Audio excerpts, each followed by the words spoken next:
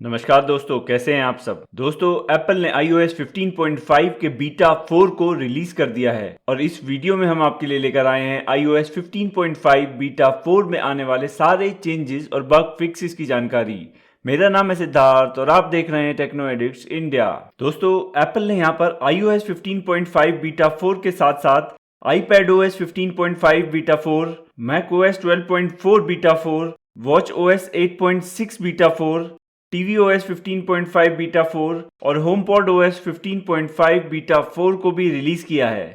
चलिए दोस्तों, अब बात करते हैं कि इस अपडेट में हमें क्या क्या चेंजेस देखने को मिलते हैं। सबसे पहली चीज दोस्तों जो यहाँ पर हमें देखने को मिलती है वो मिलती है कि यहाँ पर हमें कोई भी नया मॉडर्न फर्मवेयर अपडेट देखने को नहीं मिलता है। इस मॉडर्न फर्मवेयर अपडेट का ना होने का मतलब ये है दोस्तों कि अगर आपको iOS 15.5 बीटा 3 में कोई नेटवर्क कनेक्टिविटी इश्यूज आ रहे थे तो वो नेटवर्क कनेक्टिविटी इश्यूज आपको बीटा 4 में भी देखने को मिल सकते हैं। लेकिन दोस्तों, अगर आपको कोई नेटवर्क कनेक्टिविटी इश्यूज यहाँ पर देखने को नहीं मिल रहे थे बीटा 3 में, तो आपको वैसी ही नेटवर्क कनेक्टिविटी अभी भी देखने को मिलेगी बीटा 4 में भी। एक छोटा सा चेंज दोस्तों हमें यहाँ पर देखने को मिलता है एप्पल के टैप टू पे फीचर में। आप यहाँ पर दोस्तों देख सकते हैं कि लेफ्ट साइड में बीटा 3 से राइट साइड में बीटा 4 में हमें हल्का सा चेंज देखने को मिलता है इस आइकन में टैप टू पे के। एक हल्का सा चेंज दोस्तों हमें यहाँ पर देखने को मिलेगा यूनिवर्सल कंट्रोल फीचर में। दोस्तों जैसा कि आप जानते ही होंगे कि हमें आईपैड में यूनिवर्सल कंट्रोल फीचर देखने को मिलता है जब हम अपने आईपैड में सेटिंग्स में जाते हैं और यहाँ पर जनरल टैब में जाते हैं। जनरल टैब में दोस्तों एयरप्ले एंड हैंड ऑफ वाले इस ऑप्शन में आप यहाँ पर देख सकते हैं कि यहाँ पर आपको ये कर्सर एंड कीबोर्ड का ऑप्शन देखने को मिलता है जिसके सामने आपको ये बीटा देखने को मिलता है। अब दोस्तों iOS 15.5 के बीटा 4 के कोड में ये मेंशन किया गया है कि अब फ्यूचर में यहाँ पर ये कर्सर एंड कीबोर्ड के आगे जो ये बीटा मेंशन किया गया है ये रिमूव कर दिया जाएगा। तो इसका मतलब ये है दोस्तों कि यूनिवर्सल कंट्रोल फीचर अब अपनी फाइनल स्टेजेस में हमें देखने को मिलेगा। तो दोस्तों ये थे वो कुछ चेंजेस जो हमें iOS 15.5 के बीटा 4 में देखने को मिलते हैं। अब बात कर लेते हैं दोस्तों कुछ बग फिक्सेस की जो हमें यहाँ पर iOS 15.5 बीटा 4 में देखने को मिलते हैं। यहाँ पर दो बग फिक्सेस दोस्तों ऐसे हैं जो यहाँ पर हमें अपने आईपैड में देखने को मिलते हैं।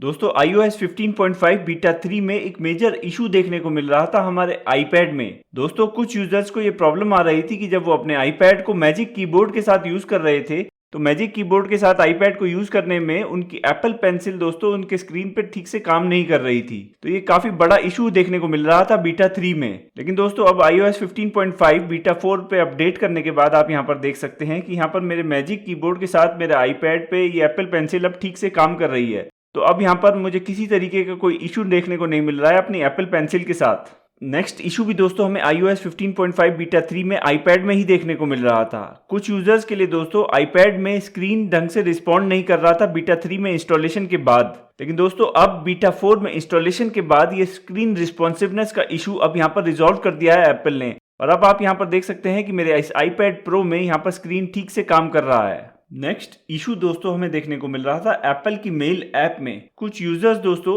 यहाँ पर एप्पल की मेल ऐप में ये प्रॉब्लम फेस कर रहे थे कि जब वो अपनी मेल्स को क्लियर कर रहे थे तो उनकी ये मेल दोस्तों बीटा 3 में ठीक से क्लियर नहीं हो रही थी। तो दोस्तों इस मेल से रिलेटेड इशू को भी यहाँ पर एप्पल ने बीटा 4 में रिजॉल्व किया है और अब आप यहाँ पर दोस्तों एप्पल की मेल ऐप में अपनी मेल्स को आसानी से क्लियर कर पाएंगे। एक इशू था दोस्तों जो बीटा 3 में भी कुछ यूजर्स फेस कर रहे थे और वो था उनके आईफोन के हीटिंग से रिलेटेड। कुछ यूजर्स दोस्तों इस बात को लेकर कंप्लेन कर रहे थे कि जब वो अपने फोन को कुछ टाइम के लिए यूज करते हैं तो उनका फोन हीटअप हो जाता है। ये इशू दोस्तों बीटा 3 में भी कुछ यूजर्स को देखने को मिल रहा था। लेकिन दोस्तों मुझे यहाँ पर बीटा 4 के इंस्टॉलेशन के बाद अभी तक यहाँ पर ये हीटिंग का इशू अपने इस आईफोन 13 प्रो मैक्स में देखने को नहीं मिला है। तो होपफुली इस हीटिंग के इशू को एप्पल ने यहाँ पर रिजॉल्व कर दिया है iOS 15.5 बीटा 4 में। दोस्तों अगर आपको अपने फोन में अभी भी हीटिंग से रिलेटेड ये इशू देखने को मिल रहा है तो आप हमें नीचे कमेंट बॉक्स में इसके बारे में जरूर लिखकर बताएं। तो दोस्तों ये थे वो कुछ बग फिक्सेस जो यहाँ पर हमें बीटा 4 में देखने को मिलते हैं। अब बात कर लेते हैं दोस्तों कुछ ऐसे बग्स के बारे में जो यहाँ पर अभी भी हमें यहाँ पर बीटा 4 के बाद भी देखने को मिलते हैं। सबसे पहला इशू है दोस्तों जो काफी टाइम से आईफोन में चला आ रहा है और वो है आईफोन के स्टोरेज से रिलेटेड। दोस्तों यहाँ पर अभी भी कुछ यूजर्स अपने आईफोन में स्टोरेज से रिलेटेड प्रॉब्लम्स फेस कर रहे हैं जहाँ पर उनके आईफोन की स्टोरेज ठीक से कैलकुलेट नहीं हो रही है।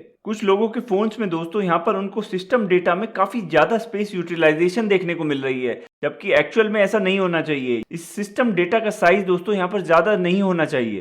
तो ये आईफोन के स्टोरेज से रिलेटेड प्रॉब्लम दोस्तों बीटा 3 के बाद भी लोगों को देखने को मिल रही थी। दोस्तों आप हमें कमेंट बॉक्स में लिख के बताएं कि आपको iOS 15.5 बीटा 4 के बाद ये आईफोन स्टोरेज की प्रॉब्लम अभी भी देखने को मिल रही है अपने फोन्स में या नहीं।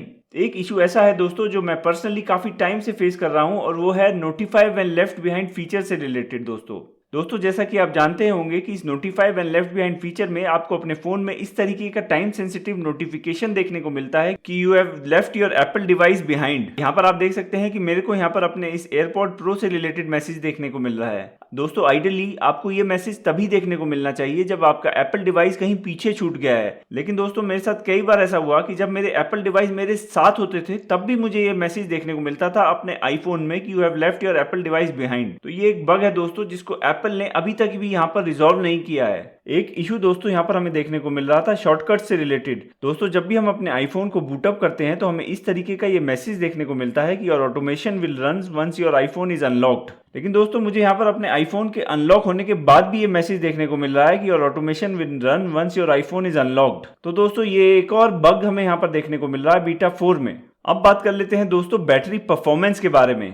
अगर हम दोस्तों यहाँ पर लास्ट 10 डेज की बैटरी परफॉर्मेंस पे नजर डालें तो आप यहाँ पर देख सकते हैं कि ट्यूसडे को यहाँ पर मुझे स्क्रीन ऑन टाइम देखने को मिला था 5 आवर्स 35 मिनट का और स्क्रीन ऑफ टाइम देखने को मिला था 1 आवर 18 मिनट का, जिसमें करीब दोस्तों मैंने यहाँ पर 50% बैटरी यूटिलाइजेशन की थी। तो यहाँ पर दोस्तों मुझे काफी डिसेंट बैटरी परफॉर्मेंस देखने को मिल रही थी अपने इस आईफोन 13 प्रो मैक्स में iOS 15.5 बीटा 3 में। और दोस्तों कुछ इसी तरीके की बैटरी परफॉर्मेंस की उम्मीद मुझे यहाँ पर बीटा 4 में भी लगती है। अगर हम बात करें दोस्तों ओवरऑल परफॉर्मेंस की तो यहाँ पर दोस्तों परफॉर्मेंस में मुझे किसी तरीके का कोई इशू देखने को नहीं मिला है अपने इस आईफोन 13 प्रो मैक्स में। यहाँ पर दोस्तों iOS 15.5 के डिफरेंट बीटाज में काफी स्टेबल परफॉर्मेंस हमें देखने को मिली है अपने इस फोन में।